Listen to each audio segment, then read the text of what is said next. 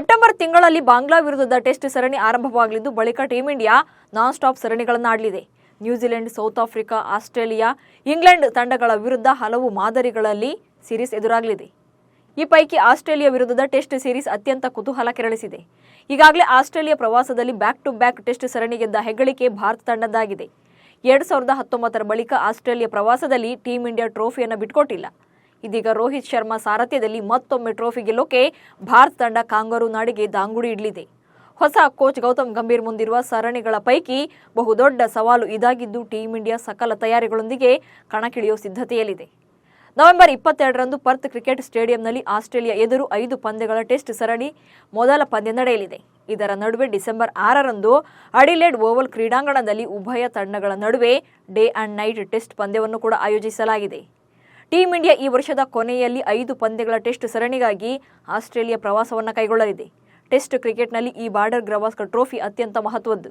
ಇದೀಗ 5 ಟೆಸ್ಟ್ ಪಂದ್ಯಗಳ ಸರಣಿಯ ನಡುವೆ ಹೊನಲು ಬೆಳಕಿನ ಪಂದ್ಯವನ್ನು ಕೂಡ ಭಾರತ ತಂಡ ಆಡಲಿದೆ.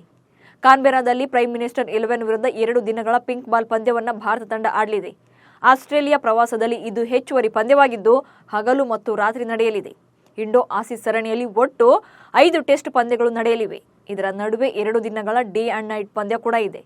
ನವೆಂಬರ್ 30 ಮತ್ತು ಡಿಸೆಂಬರ್ 1ರಂದು ಆಸ್ಟ್ರೇಲಿಯಾ ರಾಜಧಾನಿ ಕಾನ್ಬೆರಾದ ಮನುಕಾ ಓವಲ್ನಲ್ಲಿ ಅಭ್ಯಾಸ ಪಂದ್ಯ ನಡೆಯಲಿದೆ.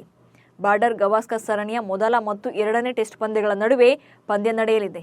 2 ದಿನಗಳ ಈ ಪಂದ್ಯವು ಹಗಲು ರಾತ್ರಿ ಪಂದ್ಯವಾಗಿದೆ. ಈ ಪಂದ್ಯ ನಡೆದ ಬಳಿಕ ಅಡಿಲೇಡ್ನಲ್ಲಿ ಸರಣಿಯ 2ನೇ ಟೆಸ್ಟ್ ಮ್ಯಾಚ್ ನಡೆಯಲಿದೆ.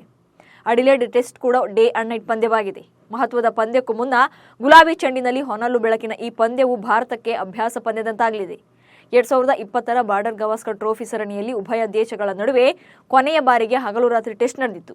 ಆ ಪಂದ್ಯದಲ್ಲಿ ಆಸ್ಟ್ರೇಲಿಯಾವು ಭಾರತವನ್ನು 8 ವಿಕೆಟ್ಗಳಿಂದ ಸೋಲಿಸಿತ್ತು. ಈ ಬಾರಿಯ ಅಡಿಲೇಡ್ ಓವಲ್ ಪಂದ್ಯದ ಮೂಲಕ ಉಭಯ ತಂಡಗಳು ಗುಲಾಬಿ ಚೆಂಡಿನಲ್ಲಿ 2ನೇ ಬಾರಿ ಆಡೋಕೆ ಸಜ್ಜಾಗಿವೆ.